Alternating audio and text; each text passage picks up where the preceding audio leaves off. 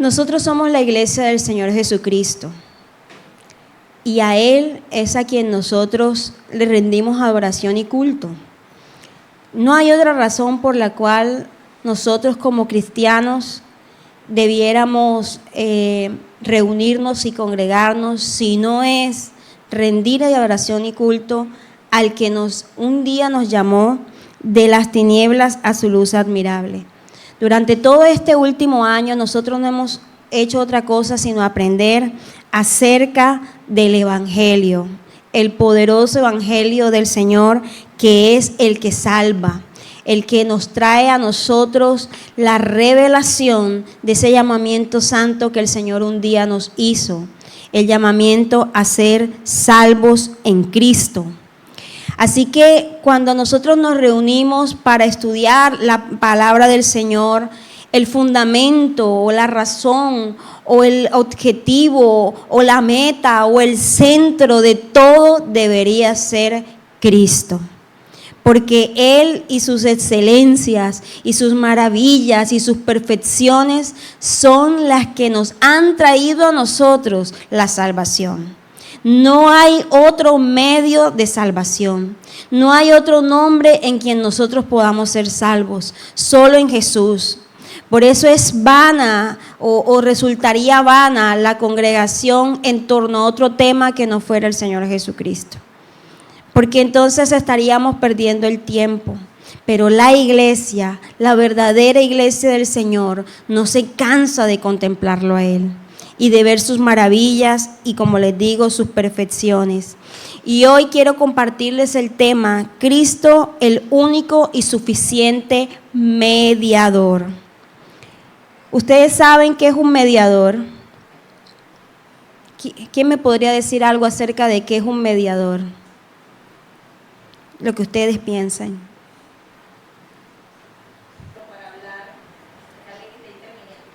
Está interviniendo entre dos partes, ¿cierto? Está interviniendo entre dos partes. Hay una parte y hay otra parte y se necesita que esas dos partes medien. Y para eso están los mediadores y los facilitadores, ¿verdad? Para nosotros los colombianos esto no debería ser un tema desconocido porque nosotros hemos vivido desde hace unos años para acá diferentes procesos de paz, ¿verdad? Se ha intentado hacer la paz entre dos bandos, entre un bando y el Estado. Y ahí se han necesitado mediadores y facilitadores y les han puesto diferentes tipos de nombres, pero la idea es que sean intermediarios entre esos dos bandos para llegar a acuerdos. Eso es en el término natural. En el término espiritual, nosotros como creyentes debemos entender que necesitamos una mediación. Se necesita un mediador y se necesita una mediación entre Dios y nosotros. ¿Y sabe por qué esto es tan necesario? Porque entre Dios y nosotros hay una enorme separación. Y lo hemos aprendido. Cuando el hombre peca, el hombre queda separado de Dios. Hay un abismo entre Dios y los hombres a causa del pecado. Cuando el Señor crea a Adán y crea a Eva y los coloca en el huerto, su relación con ellos era de comunión, era de cercanía, era de una interacción directa. Adán y Eva podían ver a Dios y relacionarse con Él sin intermediarios. Ellos lo veían cara a cara, tenían conversaciones con Dios. Sin embargo, cuando Adán y Eva pecan, nosotros sabemos por la Escritura que inmediatamente se separan de Dios. Ocurre una muerte espiritual a causa del pecado y ya no es la misma relación de comunión que Adán y Eva tenían o podían tener con el Señor. Por eso ellos son expulsados del huerto del Edén. Y a partir de ahí la relación que el hombre tiene que establecer con Dios ya no es directa, Ya se necesita una mediación y se necesita un mediador. Cuando Adán fue puesto en el huerto de Edén y no necesitaba mediador, el Señor había colocado en Adán unas responsabilidades, unos oficios por medio del cual Adán podía relacionarse directamente con Dios y con la creación, con todo lo creado. Y esos 3 oficios los vamos a ver en Adán y luego vamos a verlos en personas, en otros seres humanos de manera imperfecta, y luego los vamos a ver de manera perfecta solamente en Jesucristo. Y hasta allá vamos a llegar y vamos a comprender por qué es tan necesaria la mediación y por qué es tan necesario el mediador. Entonces, les hablaba de Adán. Adán en el huerto, el Señor le dio a Adán una función sacerdotal. Es decir, Adán iba a ser ese sacerdote en medio de la tierra, ese que iba a poder presentarse delante de Dios en representación de esa raza humana, y también tenía esa función de cuidar la tierra que el Señor le había dado. El Señor también le dio a Adán una función profética o una labor profética, al darle a Adán la responsabilidad de comunicar a Eva, primeramente a Eva, el mensaje de lo que Dios le había dicho que se debía y no se debía hacer. Recuerdan que Dios habló con Adán y le dijo a Adán: no puedes comer del fruto del árbol del conocimiento y del bien y el mal, porque de cierto el día que de él comas, ¿qué va a pasar? Morirás. Esta fue la palabra directa de Dios a Adán. Y Adán tenía la labor profética al tener la responsabilidad de transmitir esta palabra que venía directamente de la boca de Dios, primeramente a Eva. Y luego, ¿a quién más debía habérsela transmitido?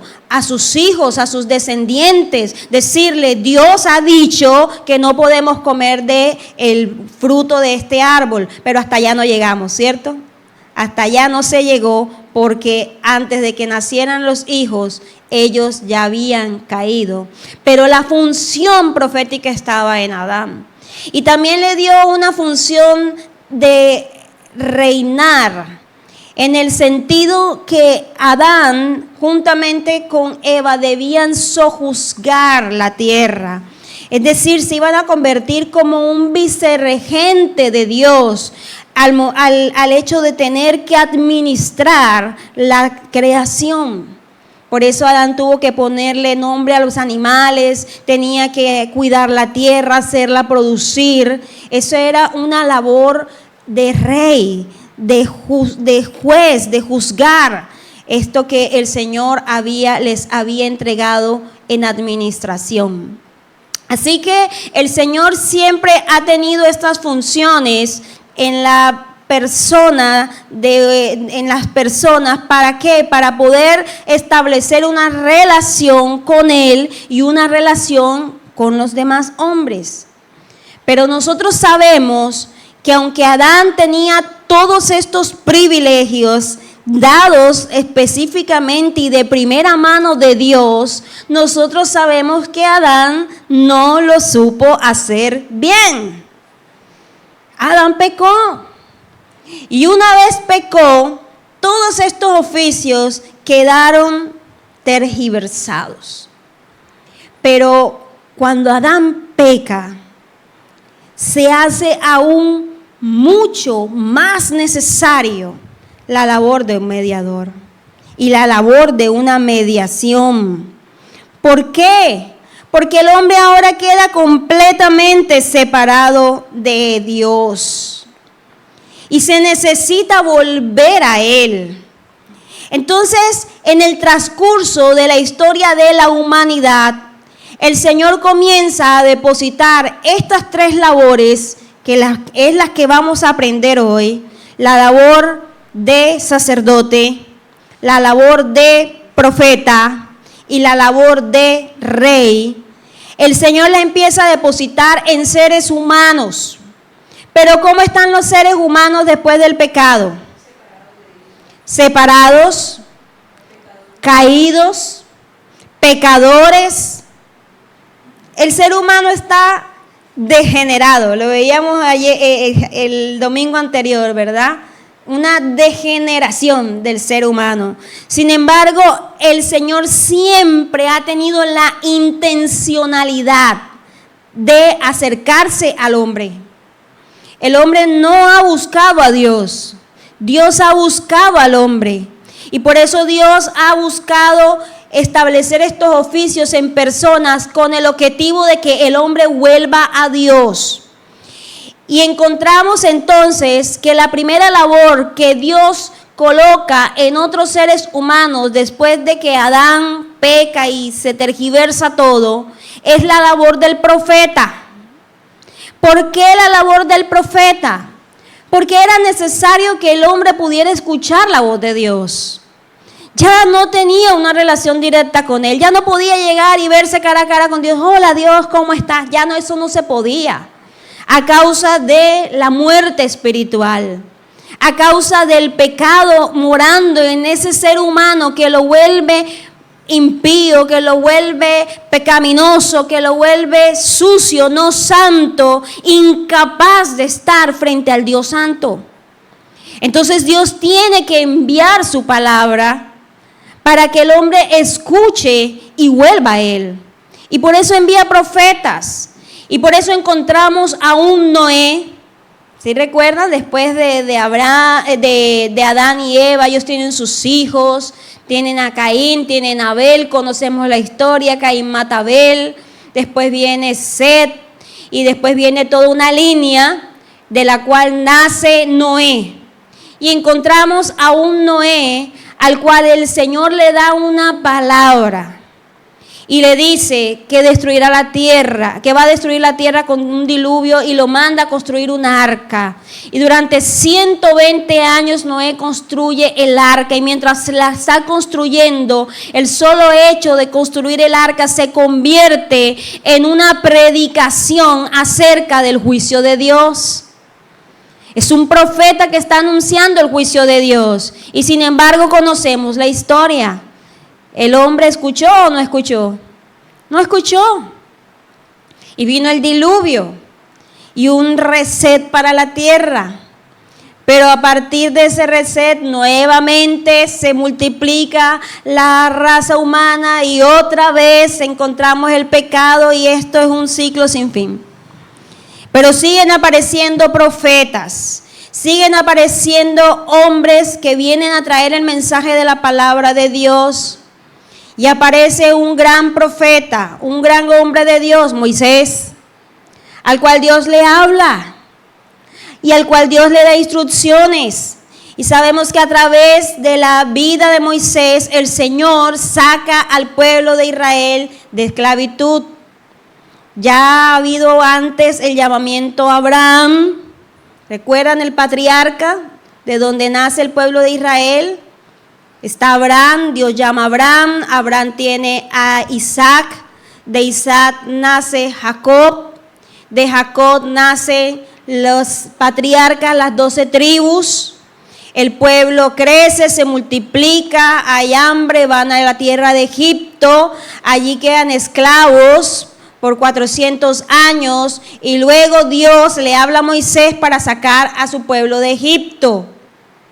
Y con Moisés viene algo que también es muy importante y es el establecimiento de la ley, ¿cierto? Y con la ley viene el ordenamiento del culto a Dios.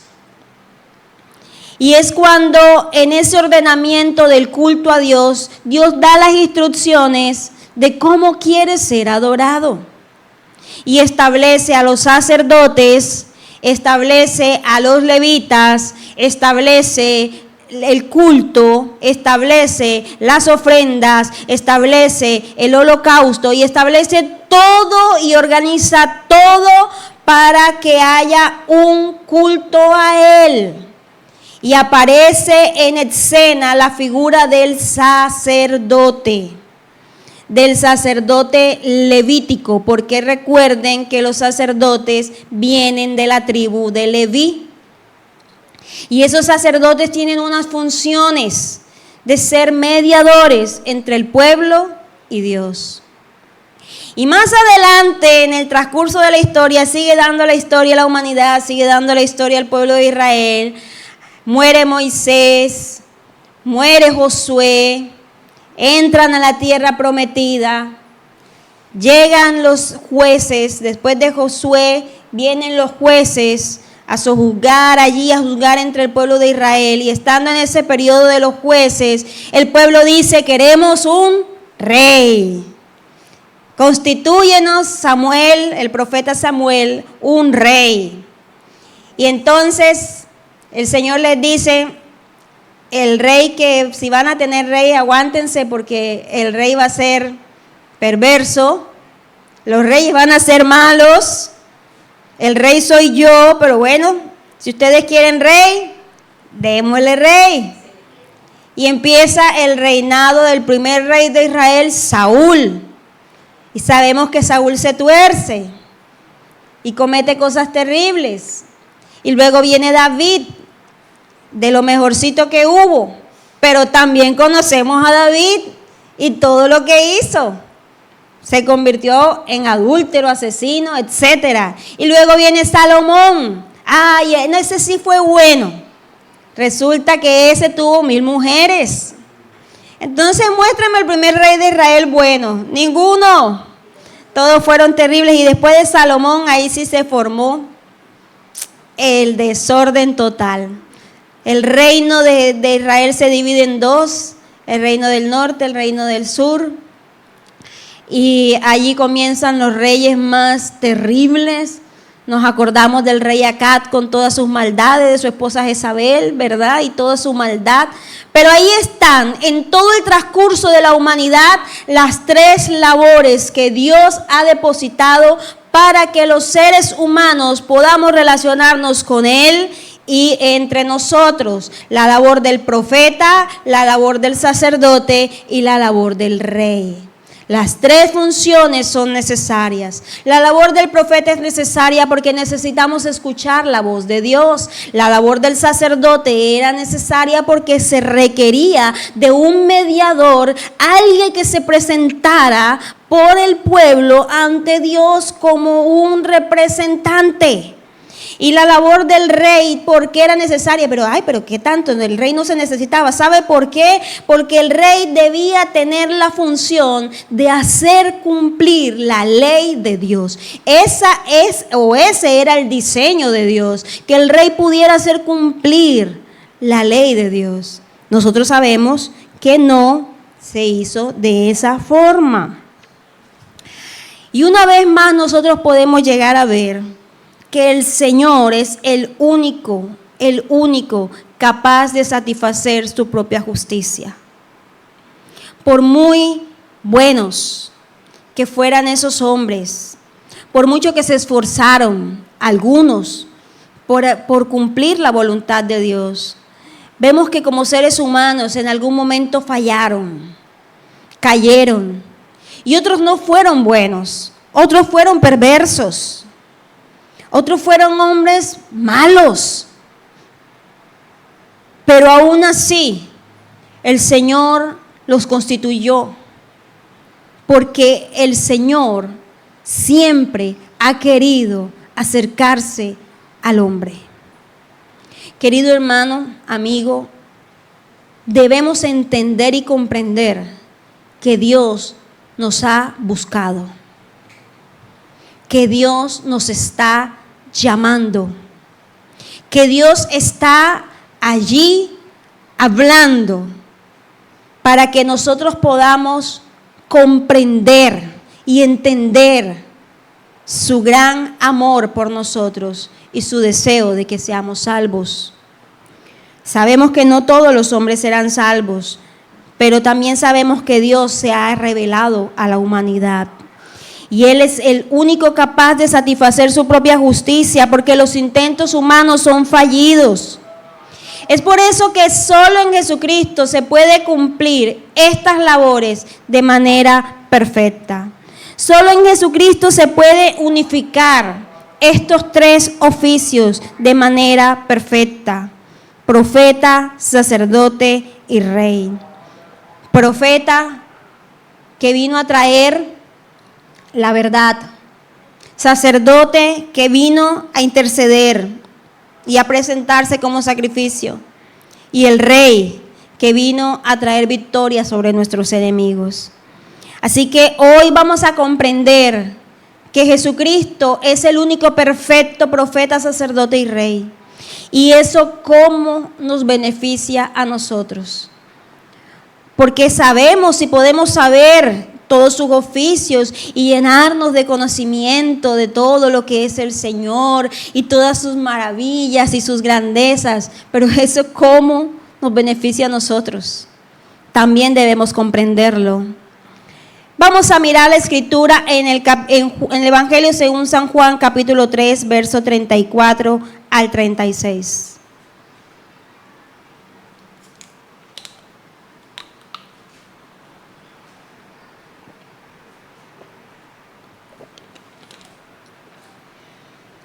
Evangelio según San Juan, capítulo 3, verso 34 al 36. Porque el que Dios envió, las palabras de Dios habla, pues Dios no da el Espíritu por medida. El Padre ama al Hijo y todas las cosas ha entregado en su mano. El que cree en el Hijo tiene vida eterna, pero el que rehúsa creer en el Hijo no verá la vida, sino que la ira de Dios está sobre él. Miren, en estos 3 versículos podemos ver, identificar esas 3 funciones en Cristo Jesús. Él es el profeta, dice, porque el que Dios envió, ya estamos empezando a ver que Dios lo envió. ¿Qué hace? Dice, las palabras de Dios habla las palabras de Dios. ¿Qué vino a hacer Jesucristo? Hablar. ¿Hablar qué? ¿Por su propia cuenta? No. Él vino a hablar las palabras de Dios, porque eso es lo que hace un profeta. Hablar lo que de Dios directamente escucha. Por eso, queridos hermanos, nosotros no podemos creer en todo el que a sí mismo se llama profeta. La Biblia es tan clara de decirnos quién es el profeta. El profeta, las palabras que escucha de Dios, eso habla.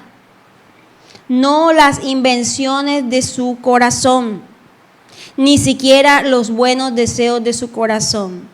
Hay muchos por ahí que andan diciendo, Dios dice, Dios te habla, Dios... Y son buenas intenciones de su corazón en el mejor de los casos, pero no son lo que han escuchado directamente de Dios. Y sabemos por la Escritura que lo que habla el profeta de Dios se cumple. ¿Cuántas profecías han dicho por ahí sin cumplimiento? Porque no son profecías, son invenciones de la mente y del corazón.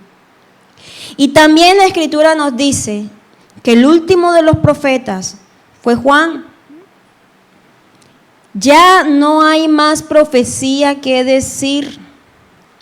Todo lo que había que decirse ya se dijo. Porque el fin de la profecía es Cristo. Y Cristo ya llegó, ya vivió, ya murió, ya resucitó. No hay más nada que decir. Todo está dicho. Se habló de Cristo, se cumplió en Cristo. Y las últimas profecías que falta por cumplir son las de su próxima venida. Pero también han sido dichas. No hay, ni existe, ni existirá una revelación distinta a la que ya está dada.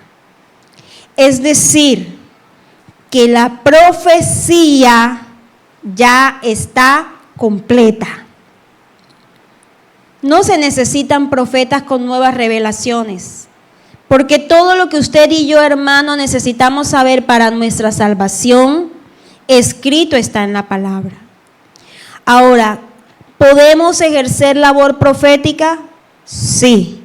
¿Cómo se ejerce la labor profética para la iglesia cristiana de hoy? La labor profética que la iglesia cristiana de hoy puede hacer es declarar la profecía que ya está dada, es decir, la escritura. Esa es la labor profética nuestra. Por eso cada vez que nosotros hablamos lo que la escritura dice, estamos profetizando. Pero no la interpretación nuestra, es lo que la escritura dice. Esa es labor profética. Declarar el evangelio de Jesucristo es la labor profética que tiene la iglesia hoy. Eso que la iglesia está llamando profecía hoy no es tal. Dios te dice que vas a tener un marido, 3 hijos, una casa, tu empleo, el carro, vas a montarte en un avión, vas a recorrer las naciones predicando el evangelio, vas a ser grande, vas a esto y tú aquello y tendrás. Hermano, esto no es profecía. Búsqueme en la palabra y en la escritura cuando la profecía hablaba de estas cosas. La profecía anunciaba a Cristo, los juicios de Dios. La profecía anunciaba las cosas que de Dios habrían de darse y cumplirse. La profecía no es para interpretación privada. La profecía no es dada a los hombres para que los hombres se sientan seguros de su vida terrenal. Para eso no es la profecía. Toda profecía que te hable de seguridad terrenal no es tal profecía. Esas son cosas que se ha inventado la gente para sacar ganancia de todas estas cosas. La profecía se resume en Cristo y esa profecía la hemos visto cumplida. ¿Cuál falta por cumplir? Sí falta profecía por cumplir, su segunda venida y el fin de los tiempos. Es la profecía que falta por cumplir. De resto, todas han sido cumplidas. Por lo tanto, tenemos seguridad de que así como se han cumplido todas las profecías hasta hoy, se cumplirán las que faltan, las que están en la Escritura. No se deje engañar, querido hermano. Y no seamos tontos de caer en este tipo de movimientos que no tienen sustento escritural.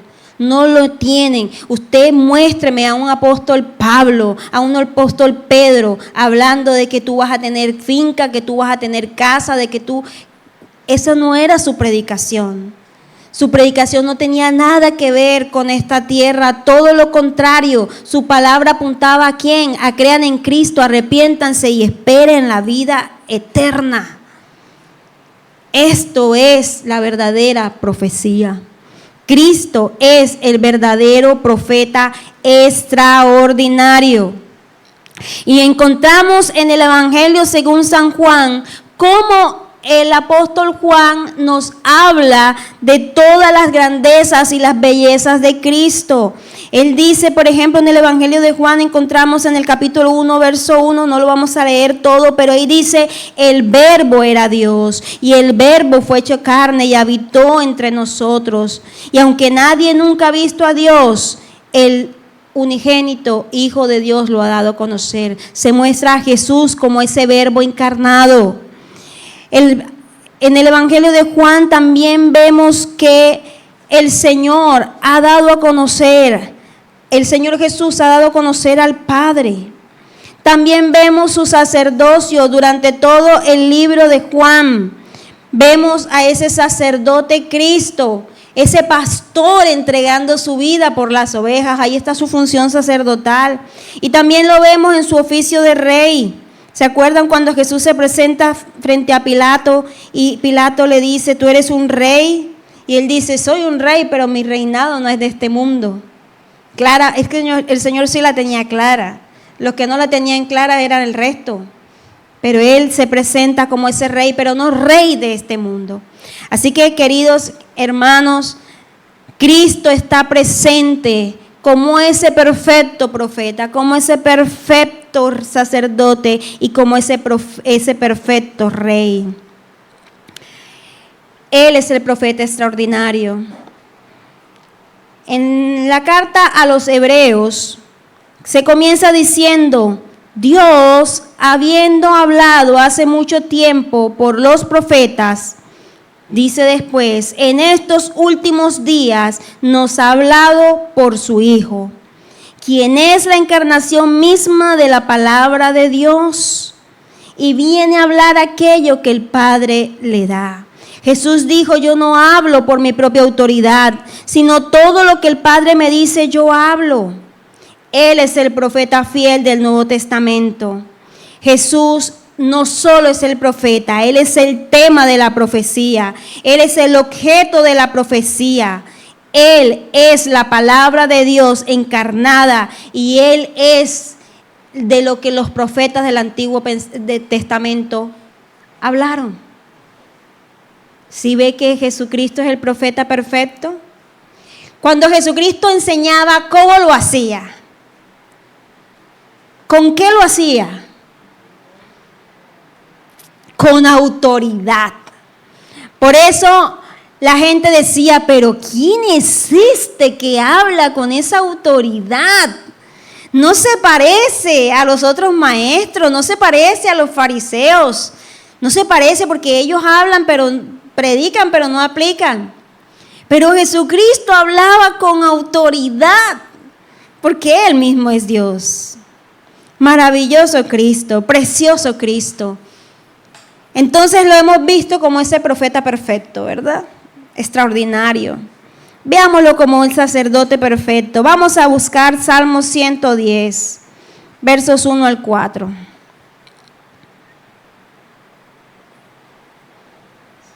Salmo 110, versos 1 al 4. Dice el Señor a mi Señor, siéntate a mi diestra hasta que ponga a tus enemigos por estrado de tus pies. El Señor extenderá desde Sión tu poderoso cetro diciendo, domina en medio de tus enemigos.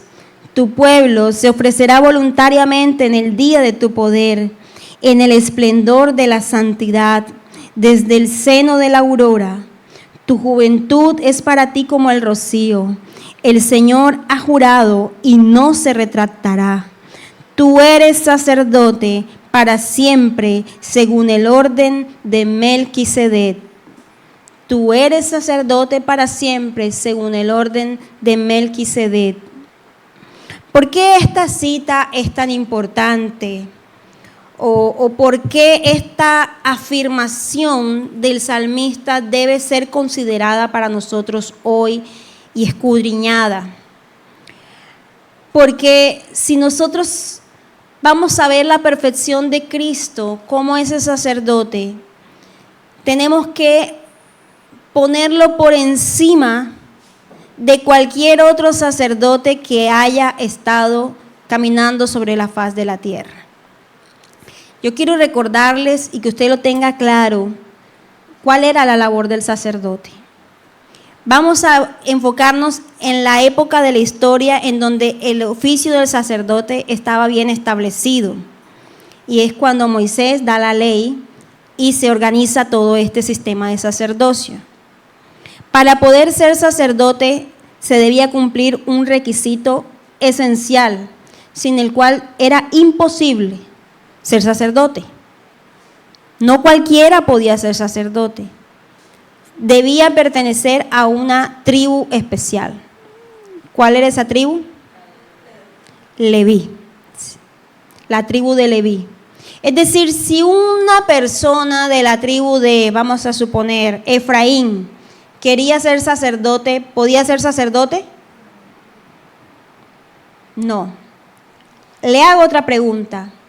Si una persona de la tribu de Leví quería ser sumo sacerdote, ¿podía? ¿Sí? Sí, están ahí. Imagínense que para ser sumo sacerdote debía ser de la descendencia de Aarón, porque había una diferencia entre los sacerdotes y los sumos sacerdotes. Los sumos sacerdotes tenían una labor que no podía ejercer un sacerdote común.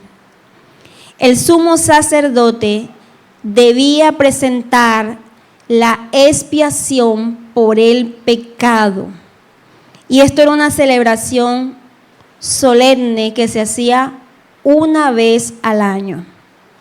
Una vez al año, el sumo sacerdote debía presentarse en el lugar santísimo y ofrecer expiación por los pecados de todo el pueblo, para que el Señor perdonara a ese pueblo durante un año y sus pecados perdonados le dieran la gracia para con Dios, para poder tener el favor de Dios. Pero antes de entrar a ese lugar santísimo, el sumo sacerdote debía ofrecer primero un sacrificio, una expiación por su propio pecado. Porque ¿qué pasaba si ese sumo sacerdote ingresaba al lugar santísimo en pecado? ¿Qué sucedía con él? Moría. Porque ante la presencia del Dios Santo no puede habitar el pecador. Entonces ese sumo sacerdote debía presentar expiación por su propio pecado para luego presentarse como mediador por el pueblo y presentar expiación por el pecado del pueblo. Ese sumo sacerdote tenía que hacer una cantidad de ritos antes de hacer ese sacrificio. No podía prácticamente ni dormir, porque si dormía y tenía sueños pecaminosos, se contaminaba. No podía tener relaciones con su esposa porque eso era considerado pecaminoso.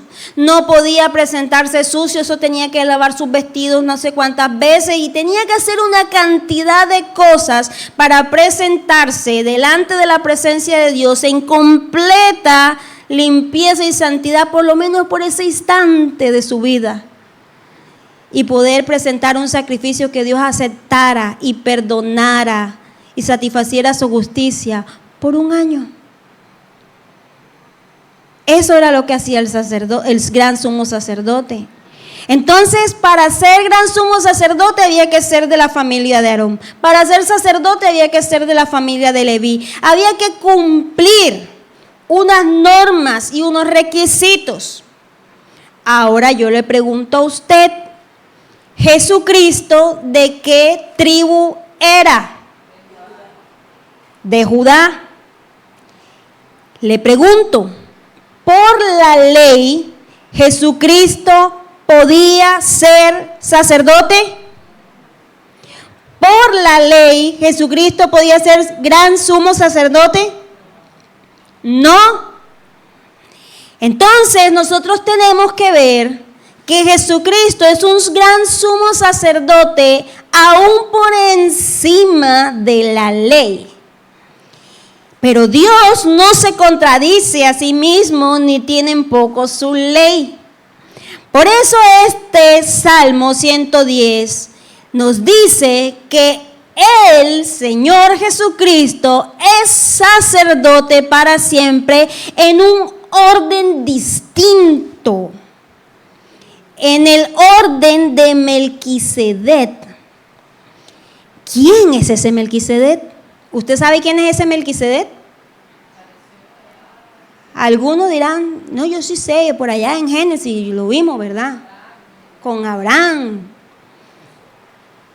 Exactamente, Melquisedec es nombrado en esta ocasión en Génesis, luego lo vemos aquí en Salmo y más adelante en Hebreos el Señor nos vuelve a explicar eso, quién es Melquisedec. Melquisedec era un gran sumo sacerdote de Dios que no pertenecía a ninguna tribu, porque no había tribus en el tiempo de Melquisedec. Melquisedec estaba en el tiempo de Abraham. ¿Y en el tiempo de Abraham había pueblo de Israel? No. Apenas se iba a formar, en Abraham estaba la simiente de ese pueblo, pero aún no había pueblo, por lo tanto no había tribus, por lo tanto no podía haber sacerdotes levíticos. Pero aparece esta figura de Melquisedec así de la nada, y Abraham, luego de haber vencido a los reyes, a los 5 reyes, va y se presenta con el diezmo del botín. Y se presenta ante este sumo sacerdote, que dicen que era del Dios Altísimo, y le da los diezmos, y Melquisedec los recibe y lo bendice. Luego no vuelve a aparecer Melquisedec en escena. Solo hasta el Nuevo Testamento y en este Salmo donde se nos explica estas cosas. ¿Qué significa esto? Que Jesucristo no está atado a un sacerdocio levítico. Él está puesto como un sacerdocio que ha sido desde siempre y para siempre, por encima de la ley, porque Él es el dador de la ley. Entonces Jesucristo viene siendo ese sumo sacerdote que no está anclado a una tribu o a un rito de ley, sino que Él está por encima porque Él es el sacerdote perfecto. ¿Te ha entendido esto, querido hermano? ¿Lo ha comprendido hoy de mejor manera? Por eso es Él el sacerdote perfecto. Según el orden de Melquisedec, está por encima de todas estas cosas. El sacerdocio de Cristo es un sacerdocio más alto que el ordinario establecido en Aarón y en la tribu de los levitas. Así que, querido hermano, tenemos que entender además que el sacerdocio de Jesús es de un orden superior. ¿Por qué? Por la perfección moral de Jesús. Jesús es perfecto moralmente. Jesús pecó, nunca pecó. Los sacerdotes que se presentaban allí en el lugar santísimo eran pecadores, pero Jesucristo es perfecto. Por lo tanto, su mediación se convierte en una mediación perfecta. Los sacerdotes tenían que hacer esto una vez al año. Jesucristo, con un solo sacrificio, el sacrificio de sí mismo, se presenta como ofrenda y se presenta a sí mismo como sacerdote. Él es el sacerdote, Él es la ofrenda. Una única vez fue suficiente. Él no tiene que presentarse día tras día y volver a morir en esa cruz. Por eso esa doctrina que alguna vez yo no sé si ustedes se la enseñaron, pero a mí me la enseñaron, que llevábamos a la cruz a Jesús. Cada vez que presentábamos nuestros pecados, estábamos crucificando a Cristo. Cada vez que tú pecas, tú crucificas a Jesús. Eso no es cierto. Cada vez que tú pecas, primero tú no eres el que llevas a Jesús a la cruz. Lo puso el Padre. Nuestros pecados no hacen que Jesucristo tenga que ser muerto y una y otra vez. Eso me lo enseñaron a mí. Yo no sé si a ustedes se lo enseñaron, pero a mí sí. Entonces yo me sentía culpable, reculpable, porque ay, si pequé otra vez, Cristo está muriendo por mi culpa. No. Jesucristo murió una sola vez y para siempre y es suficiente. La razón por la cual nos debería doler pecar es porque ofendemos a Dios. Pero no podemos ser chantajeados emocionalmente pensando que si yo peco otra vez, Cristo le están clavando los clavos. No, eso ya sucedió una única vez en la historia. No tiene que volverse a repetir el sacrificio de Cristo porque es suficiente el que hizo. Si no, estaríamos otra vez como en el Antiguo Testamento presentando víctimas cada vez que un hombre peca. ¿Cuántas veces tendría que morir Cristo? Pues no podría bajarse de la cruz nunca, jamás. Pero nosotros sabemos que Él ya se bajó y que está resucitado en gloria. Así que, queridos hermanos, por eso el sacrificio, el sacerdocio de Cristo es más excelente. Él no ha ofrecido cabras, ni ovejas, ni nada por el estilo. Él dio su propia vida. Su sacerdocio es superior, es perfecto. Por último, veamos a ese rey perfecto. Recuerden que, ¿cuál era la función del rey? Hacer cumplir la ley de Dios. ¿Lo hicieron bien los reyes de Israel? No, lo hicieron bien, esos fueron los peorcitos. Pero Jesucristo es el rey. No reinará. Es otro de los errores que tenemos metido en la cabeza. Jesús reinará. Hasta lo cantábamos. Tú reinarás, oh Rey bendito. Yo no sé si usted lo cantó, yo sí lo canté. Él no reinará. Él reina. Él está sentado en un trono de gloria. Y yo no sé si a usted esto le da emoción, pero a mí sí me da emoción, porque el hecho de que Jesús reina nos da unos beneficios. Él es el Rey perfecto. Él se presentó como un rey recién nacido al que vinieron a adorar los reyes, ¿se acuerdan? De Oriente. Herodes mandó a matar a todos esos niños porque tenía envidia de ese rey. Jesucristo viene y se presenta como un rey, pero no de este mundo. En este momento Jesucristo no es un rey visible en la tierra, pero esa es la única diferencia entre su reinado visible y su reinado eterno. Jesús ya está reinando. No lo vemos visible en la tierra, pero lo veremos. Lo veremos. Jesucristo reinará visiblemente sobre la tierra. Ya está reinando sobre la tierra, pero visiblemente será con su venida, su segunda venida. Si usted no cree esto, pues no está creyendo en la palabra de Dios. Pero la palabra de Dios nos dice que su reinado sobre la tierra vendrá y será el único reinado justo.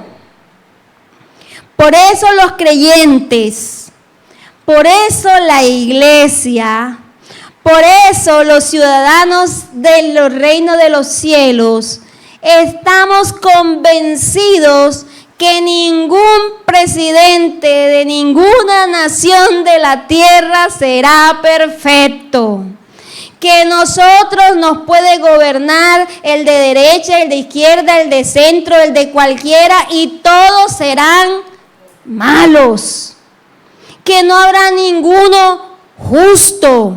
Que esto no lo compone nadie. Querido hermano, puede votar y está tu derecho ciudadano de votar por su candidato, el que usted quiera, el que a usted le parezca, el que tenga mejores opciones para usted, pero tenga claro que lo haga o no lo haga, esto no va a mejorar. La Biblia dice que se va a poner peor, que habrán guerras y rumores de guerras, que habrá hambre, pobreza, escasez. Ay, no, pero no diga eso. Ay, yo vine a la iglesia que salí más contento y ahora me va a decir que esto se va a poner peor. No, ¿yo para qué voy? Yo tengo que decirle lo que dice la Escritura. Por eso es que nuestra esperanza no está en la tierra. Y como esto no se predica, nos siguen haciendo tener esperanza sobre la tierra. Nos siguen haciendo creer que es que nos va a ir bien aquí. Aquí no nos va a ir bien, aquí vamos a poder disfrutar, sí. Bendiciones de Dios vamos a tener, por supuesto. Usted va a tener momentos de alegría y de gozo. El Señor se lo va a dar como un regalo. Pero así como va a tener esos momentos de provisión, de gozo, de alegría, de compartir con la familia, también va a tener que estar sujeto a la tristeza, a la enfermedad, a la escasez, a que no tiene para pagar esto, a que le están llamando para cobrar, que la DIAN lo va a embargar porque no declaró renta. Esas cosas van a suceder aquí.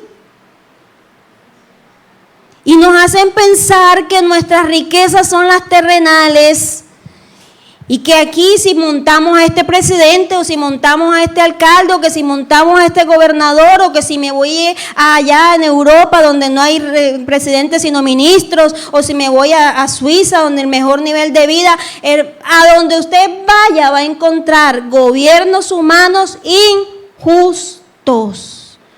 Porque no hay ningún rey sobre la tierra justo, solo uno, Jesucristo. Y cuando Él venga y reine visiblemente sobre la tierra, será un reinado de justicia y paz, el único verdaderamente de justicia y paz que va a disfrutar la tierra. De resto, todos serán injusto. Ahora, ¿habrá mejores gobernadores unos que otros? Sí. ¿Habrá mejores presidentes unos que otros? Sí. ¿Habrá naciones que gozarán de la alegría de un buen presidente? Sí. ¿Habrá naciones que se dolerán por un mal gobernante? Sí. Todo esto va a pasar en la tierra. Pero nosotros tenemos otra mente y otra esperanza. ¿Para qué nos interesa todas estas cosas?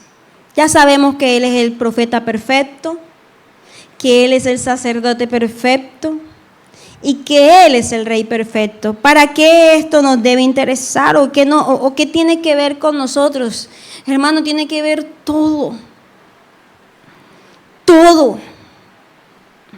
Todo tiene que ver con nosotros porque el saber que Jesucristo es la revelación, la profecía cumplida, te debe a ti hacer tener esperanza de que lo que Dios dice es fiel, se cumple. Tú puedes tener completa seguridad y descanso en Él, de que lo que Él ha prometido para la iglesia es real. Que un día tú vas a gozar de ese lugar en donde no habrá llanto, ni tristeza, ni penas, ni dolor, porque Jesús lo ha dicho. Puedes tener confianza en la palabra de Dios. Y el día en que estás decaído, tú sabes que la palabra de Dios, justa, fiel y verdadera, es un ancla para ti, es un ancla de tu fe. Si Jesús lo dijo, así es. Si Jesús lo declaró, yo tengo confianza. Eso es una realidad y una verdad para mi vida. Si Él es ese sacerdote perfecto, yo tengo esperanza. ¿Por qué? Porque es que yo tengo salvación en Él. Mis pecados han sido perdonados, he sido librado del pecado y de la muerte. Si Jesús es ese sacerdote perfecto, yo sé que tengo un mediador, alguien que está intercediendo por mí delante del Padre, alguien que está delante de Dios diciendo: Señor, ellos son tuyos, han creído en mí, han aceptado mi sacrificio, tu regalo de gracia, aquí están. ¿Usted sabe lo que es eso, querido hermano? Un mediador, un intercesor, constantemente delante del Señor, intercediendo por nosotros. Usted no está solo en sus luchas. Usted no está solo en sus tribulaciones. Usted tiene a Jesucristo, el sacerdote mediador, que intercede por usted. Usted no necesita a un hombre imperfecto que se ponga delante de Dios por usted. Usted tiene al sacerdote perfecto, que es Cristo. Y lo que Cristo habla con el Padre, en ellos que hay la unidad, hecho está. según su voluntad. Tener a nuestro sumo gran sacerdote delante de la presencia de Dios intercediendo por nosotros es garantía de nuestra salvación, de nuestra ayuda, de nuestra provisión diaria. Usted no necesita a otro mediador. Por eso es tan importante, queridos hermanos, que comprendamos que a través de Cristo nosotros ahora tenemos acceso directo al trono de Dios. La Biblia que nos enseña: acercaos pues confiadamente al trono de la gracia para que hayas oportuno socorro. ¿Por qué te puedes acercar confiadamente al trono de gracia? ¿Tú sabes por qué te puedes acercar confiadamente al trono de gracia? Te puedes acercar por Jesús. Porque sin Jesús no nos podemos acercar confiadamente al trono de gracia. ¿Qué le pasa al que se acercaba al trono, no de gracia, al trono de Dios sin Jesús? ¿Qué le pasaba a ese sacerdote si se presentaba a la presencia del Señor en pecado? Muerto. Pero ahora el Señor dice: no, Señor, acércate, confiado, tranquilo. Es un trono que está dando es gracia, favor, ayuda. ¿Y por qué te puedes acercar a recibir todo eso? Por los méritos de Cristo, por los méritos del sacerdote perfecto. Gloria a Dios por eso. No necesitamos otro ser humano imperfecto, lo tenemos a Él. Por eso, querido hermano, tenemos que irnos desmontando ideas equivocadas que también nos han metido en la cabeza de que necesitamos a un mediador, a otro ser humano. Ay, pastor, ore por mí porque Dios a usted sí lo escucha. Es que la oración suya, Dios la oye. Quiero decirle que igualitico como escucha la oración del pastor, igualitititico escucha la suya. No se necesita de un hombre superior que se presente delante de Dios por mí. No se necesita a ningún hombre como mediador. Entiéndalo. Ahí entonces, ¿para qué están los pastores? Los pastores tienen la responsabilidad que Dios le ha dado de pastorear la congregación, es decir, administrar la congregación, enseñar la palabra, mostrar el mensaje de Dios, acompañar a la grey, a las ovejas, estar con las ovejas en consejo, en acompañamiento, en oración. No porque la oración del pastor se escuche más, sino porque la oración de dos en común acuerdo Dios la oye. En dar una palabra de exhortación cuando estamos tratando de desviarnos. Esa es la responsabilidad del pastor. Esa es la responsabilidad de un verdadero pastor. La responsabilidad del pastor no es presentarse: aquí estoy yo por mi congregación. Primero, que no es su congregación, es la iglesia de Cristo. Segundo, esa labor la está haciendo Jesús. Él es el que se presenta por su iglesia. El pastor tiene una labor aquí terrenal con una congregación o grupo específico de personas que Dios le ha dado para cuidar, para consolar, para guiar, para exhortar, para enseñar. ¿Usted está entendiendo la diferencia, querido hermano? ¿Logro ser clara con esto? Una es la labor de pastoreo y otra es la labor de mediación. Y la labor de mediación es hecha por Cristo.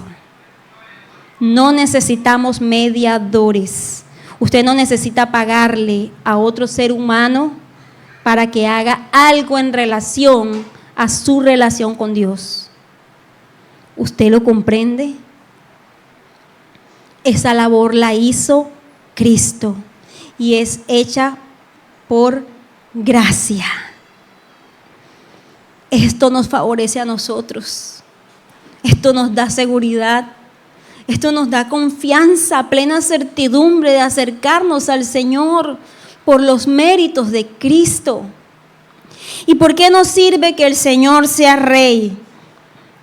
Si usted no sabe por qué a usted le sirve que el Señor sea Rey, déjeme decirle por qué.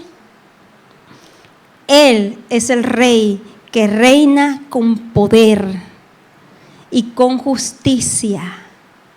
Por lo tanto, Él ha vencido sobre todo poder y sobre todo enemigo. Usted no ha creído en un Dios cualquiera. Usted ha creído en el Dios todopoderoso, el omnipotente Dios que tiene a sus enemigos bajo el estrado de sus pies. Ese es el Rey en el que usted ha creído. El Dios en el que usted ha creído es un Dios poderoso, reinante, victorioso, que le ha dado victoria a su iglesia. Por lo tanto, la iglesia de Jesucristo no teme lo que le puede hacer el hombre, no teme al poder del diablo. La iglesia de Jesucristo no teme frente a las acechanzas del enemigo y sus demonios. La iglesia de Jesucristo sabe que Él ya venció sobre todo principado, potestad, autoridad. Encima de ellos está Él. Por lo tanto, si nosotros somos su iglesia, la que Él ha dicho no se perderá, nadie los arrebatará de mi mano, ningún poder ni nada creado los puede separar del amor que es en Cristo Jesús. Entonces, ¿usted por qué teme? ¿Usted por qué tiene miedo? Si el Señor ha sido victorioso y los que han creído y confiado en Él no deben temer. Porque aunque tengamos que vivir aflicciones, persecuciones, el Señor nos llama bienaventurados. Bienaventurados. Así que tenemos un Rey que gobierna, que es poderoso y que ha prometido darnos la victoria. La tenemos en Él. Lo tenemos en Él. Tenemos en Él la palabra profética segura. Tenemos en Él la mediación para presentarnos delante de Dios a pesar de nuestros pecados. Somos perdonados y nos arrepentimos. Y tenemos en Él seguridad de la victoria sobre toda maldad que en el mundo pueda haber. Eso es lo que ha hecho Cristo por nosotros. Eso es la perfección y la grandeza de su gloria. Ese es el Dios y precioso Salvador en el que hemos creído. Él es por encima de todas las cosas. Contemplemos las perfecciones de su grandeza. Deleítate, complácete en verlo a Él, en lo hermoso que es Él, en lo perfecto que es Él y en todas las virtudes que con sus virtudes te ha dado a ti esperanza, te ha dado a ti gozo, plenitud. Contémplalo, hermano, intenta verlo a Él en su maravilloso esplendor. No sé si a ti se te dificulta, pero míralo, lo hermoso que es, lo perfecto que es, lo maravilloso que es Él, tan lleno de gracia, tan lleno de perfección. Es nuestro Dios. Él es nuestro Dios. Él es en quien podemos confiar y solo a Él debemos adorar. Adorémosle a Él. Quiero terminar leyéndote esto de manera textual. Esta cantidad y orden de oficios son necesarios, pues por nuestra ignorancia tenemos necesidad de su oficio profético. Por nuestra separación de Dios y nuestra imperfección, tenemos necesidad de su oficio sacerdotal para reconciliarnos con Dios y presentarnos aceptos para con Él. Y por nuestra falta de disposición y total incapacidad para volver a Dios y para rescatarnos a nosotros mismos y protegernos de nuestros adversarios espirituales, necesitamos su oficio real para convencernos, atraernos, sostenernos, librarnos y preservarnos para su reino celestial.